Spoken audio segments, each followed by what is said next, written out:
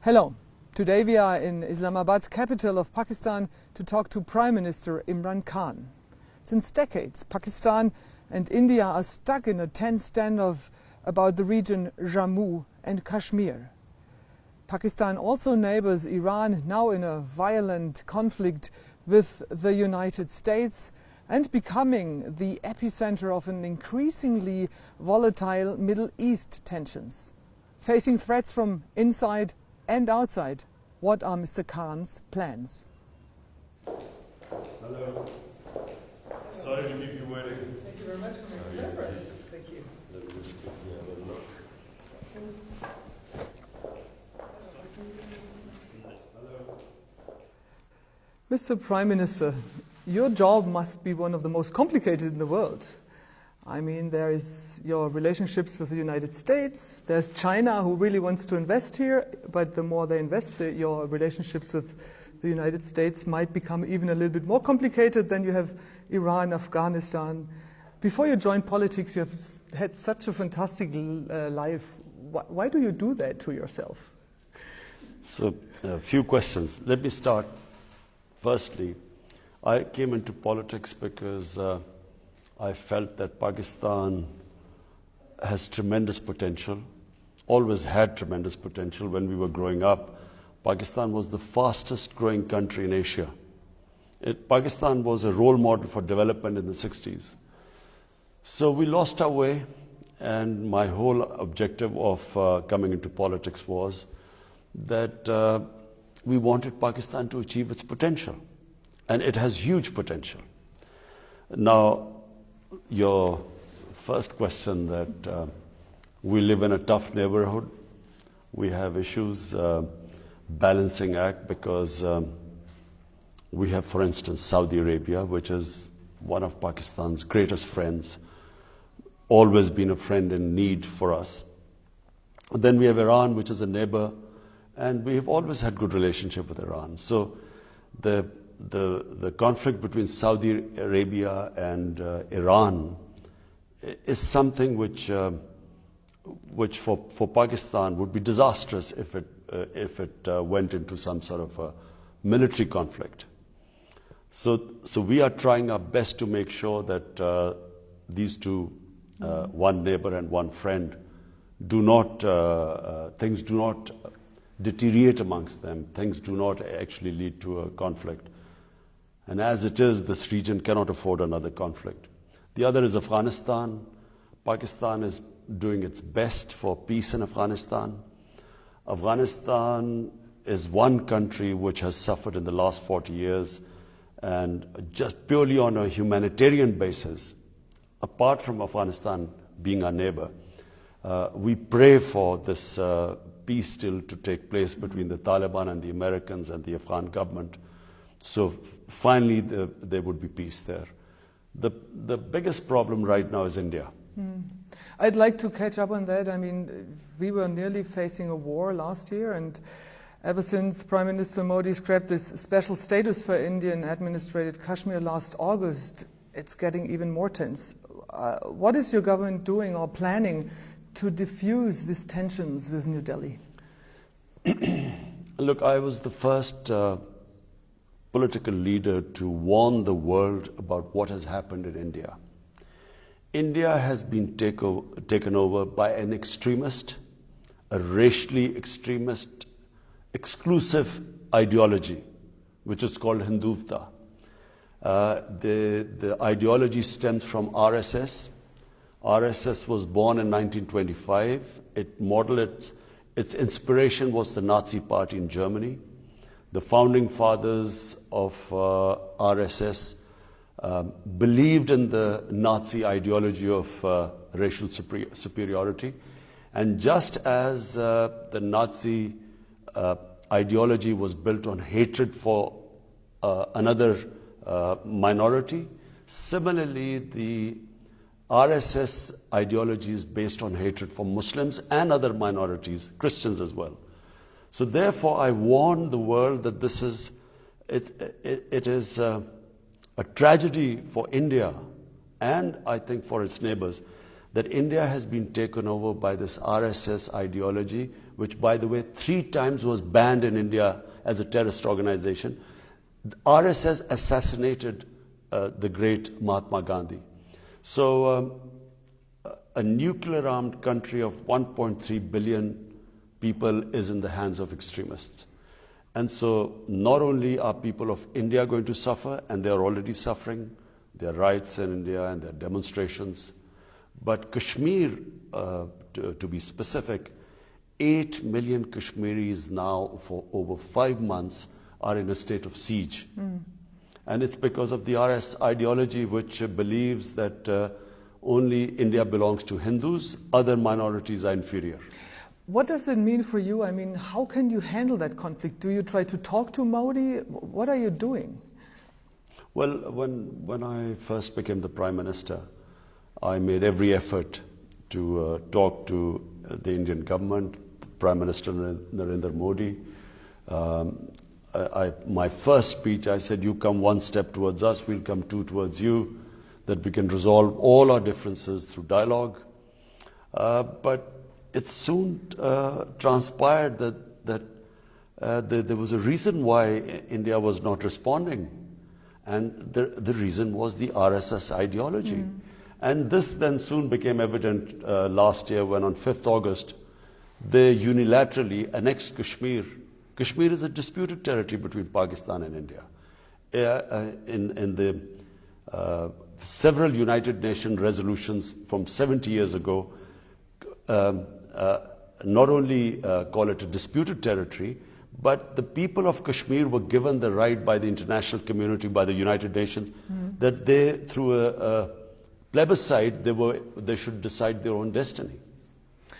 But Prime Minister Khan, there are many Pakistani people who also say that the human rights situation in the Pakistani part of Kashmir is also not perfect. How do you answer to that? This is very easy. Why do we invite anyone anywhere in the world can come and see the Pakistan side of Kashmir? And then they go and see the Indian side of Kashmir. Let them decide what is the difference. Yeah, but still, like, protests against the Azad Kashmir administrations aren't allowed in Kashmir. So that's not really freedom of expression either, isn't it? Azad Kashmir has free and fair elections. They select their own government. They run their own affairs. Like in any government, they will have problems. But as I repeat again, why don't we invite all observers from anywhere in the world? They can go to the Pakistan side of Kashmir, and then they go to the Indian side of Kashmir. They will not be allowed to go to the Indian side of Kashmir. Everything is sealed. All the top leadership is in jails in India. Thousands of teenagers have been picked up from their homes and taken away. There's no internet facility there. There's a total clampdown. You cannot compare what is happening in India to what is in Azad Kashmir.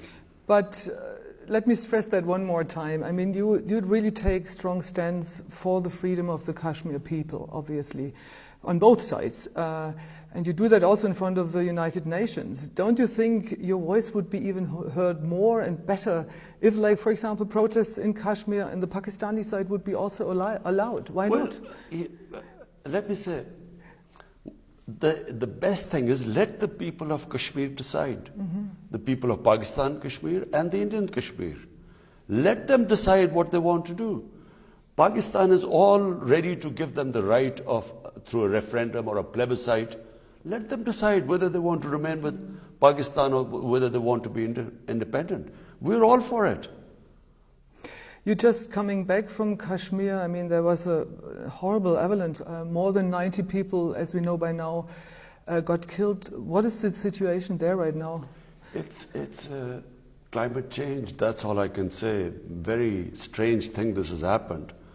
This sort of weather in Kashmir was unexpected, and in that particular area where most of the people went into these 2 houses thinking that they were safe, and the avalanche, when it came, it just took those 2 houses. So that's where the tragedy was. But unfortunately, this is climate change now.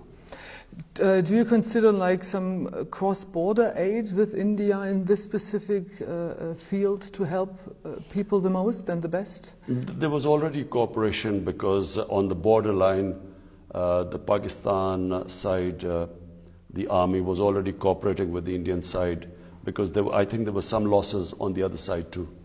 But that's a good sign. So it's possible in really a tricky situation that both sides work together. Of course, in any humanitarian issues we would work together, but the issue right now in the Indian side of Kashmir is not just a issue of humanitarian, it's a huge humanitarian crisis. Over 100,000 people of Kashmir, the Indian side Kashmir, have been killed in the last 30 years. And not just that, I mean the clampdown and since 5th August, the whole world should realize for 5 months the people of Kashmir have been put under siege. The schools are closed, they can't lead a normal life, communications are cut off. As I said, their senior leadership is all in jail. So therefore, I really hope that the world would take notice of this. Pakistan cannot have normal relationship if this disputed territory, dispute between Pakistan and India, recognized by the United Nations, if they have unilaterally annexed that area, how can Pakistan start talking to them right now? Do you think the world is paying too little attention? I'm afraid, and sadly, yes. Consider the sort of just the media coverage of Hong Kong, demonstrations. I mean, Hong Kong, what, 2 or 3 people, I don't think more than that have died. In Kashmir, the tragedy of Kashmir, what is happening, you can't compare the two. And why yet is that? Why is that? Why do you think the world is paying so much more attention to the Hong Kong protests regarding the situation in Kashmir? Well, I think that the Western countries, unfortunately, number one is the primary consideration are the markets. It's commercial interest. India is a big market. So that's one reason why we see a very lukewarm response to what is going on and what is happening to 8 million people, let alone what is happening inside India to the minorities, what this RSS-driven ideology is doing with this Citizen Registration Act and this Citizenship Act, which is blatantly against the minorities, specifically 200 million Muslims. I mean, this is unheard of what they're doing right now in India.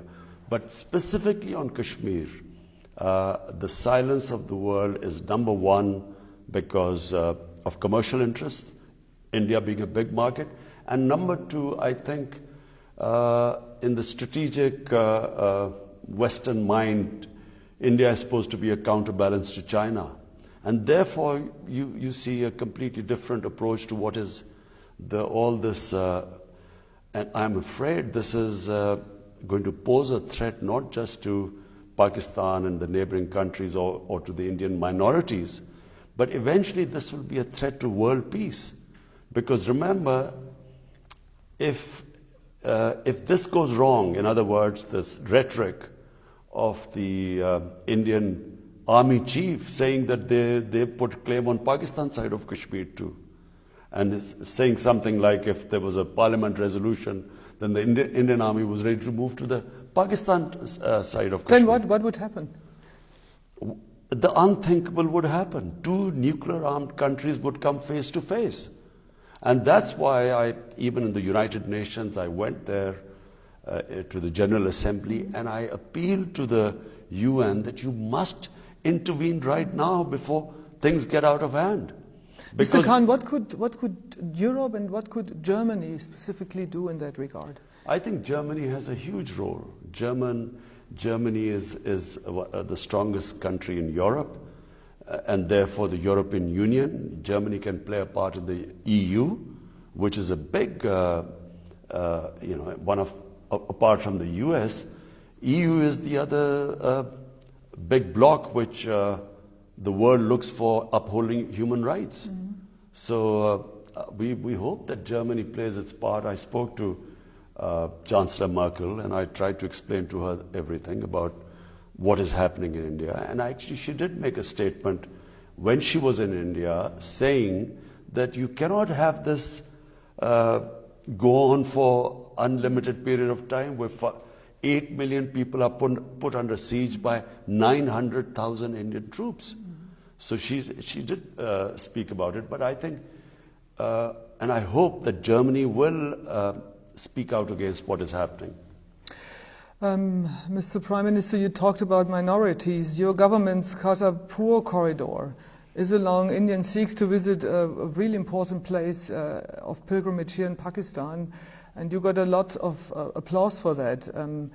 Do you think it can help to improve the relationship with India? You see, I have not understood that what was the mindset. I mean, no logical mind would not go towards solving, and I'm talking about Indian leadership and Pakistani leadership. Any logical mind would want to have peace and solve our issues through dialogue. It's logical because, when you trade, we know in European Union that once trade starts between two countries, then the standard of living goes up in both the countries. Even if you suffer for an imbalance for a short time, but eventually everyone benefits from trade. So this is what I had in mind when I spoke to the Indian Prime Minister when I first won the elections. And the whole idea was that, to alleviate poverty in the subcontinent, the best thing would be for India and Pakistan to start trade. Are you planning something for the Hindu community as well, so that they, for example, would be allowed to have a visa-free travel to India to visit their places there? At the moment, it's just a corridor. Kartarpur is just a corridor, because it's one of the most sacred. In fact, it is the most sacred place for the Sikh community, and it was only 4 kilometers from the border. So we thought that why should the Sikh community not be able to visit it from India or anywhere else in the world? And that would mean that the Hindu community also, it would be easier for them to go to India as well in a bigger thinking, in a bigger picture. Do you working on that? Yes, we would like that. But at the moment we have this tension going on. There's bombing on the line of control right now in Kashmir. So we have this tense, and as I said, the Indian Army chief just gave a threat in Pakistan that they could annex Pakistan side of Kashmir too. So we have a temporary problem, but in the long run, and I hope a sane government comes to India which is not driven by this mad racist ideology. What would be best for the subcontinent is if we can live in harmony with each other and trade with each other. And of course, there's only one difference, and that is Kashmir. And if that could be resolved according to what the United Nations Security Resolution was 70 years ago.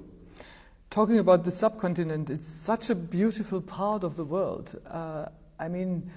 Especially Pakistan as well. Wouldn't it be great if you could kind of let tourism blossom and get more people here to visit these beautiful sites? We are opening up Pakistan for tourism. We have, for 70 countries, we have decided to give them visa on the airport. So it's a big change in Pakistan. We are really opening up our country for tourism. Pakistan is actually one of the most undiscovered tourism paradise of the world.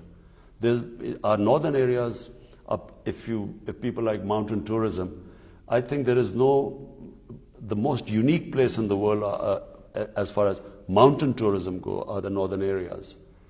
So what else are you going to do to improve tourism or to grow it's also an economical branch, right? Well, for a start, our security situation has now improved. Pakistan has been the safest since 2004.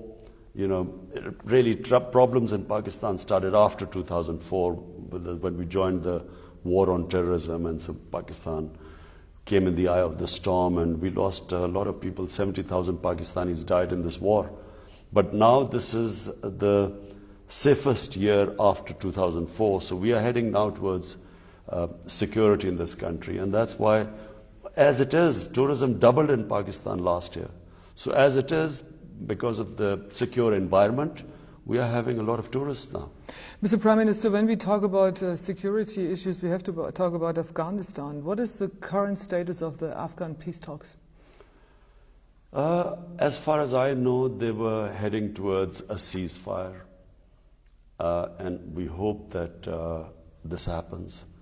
Because, I repeat again, Afghanistan is a great tragedy. For 40 years, people of Afghanistan have suffered through conflict. And so what we're hoping is now the Taliban-American talks succeed, and with the new government in power of Afghan government, again, of course, President Ghani being re-elected, we hope that now there's some sort of a peace agreement which is apart from the people of Afghanistan. The next country that is desperate for that peace agreement is Pakistan, because it opens up opportunities for trading right up in Central Asia.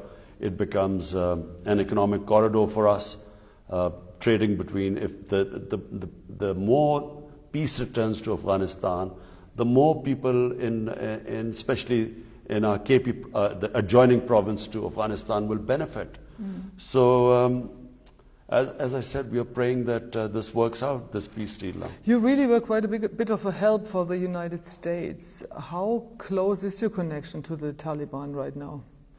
Well, Pakistan has played its part in the peace talks. We've encouraged the peace talks. And secondly, also, we have, there was a hostage situation. So Pakistan played its part in getting there were 3 Western hostages, which were released.